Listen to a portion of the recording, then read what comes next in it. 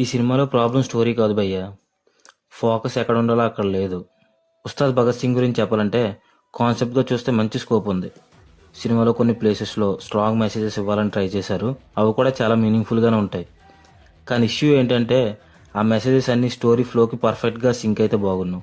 కొన్ని మూమెంట్స్లో సడన్గా యాడ్ చేసినట్టు ఫీల్ వస్తుంది. కానీ అవి స్టోరీలో స్మూత్గా ఇంటిగ్రేట్ అయితే ఇంపాక్ట్ ఇంకా స్ట్రాంగ్గా ఉండేది. ఇంకా బిగ్గెస్ట్ ప్రాబ్లం ఏంటంటే స్టోరీ కన్నా హీరోకి ఎలివేషన్స్ ఎక్కువ అయిపోయాయి. కొన్ని డైలాగ్స్ అయితే పక్కా ఇంకా ఫ్యాన్ సర్వీస్ కోసం రాసినట్టు ఉంది. దానివల్ల మనం స్టోరీలో ఇన్వాల్వ్ అవ్వాలి అనుకున్న టైంలో ఫోకస్ డైవర్ట్ అయిపోద్ది. నా ఒపీనియన్ ఏంటంటే సినిమాలో స్టోరీకి తగ్గట్టు డైలాగ్స్ పెడితే బాగున్ను.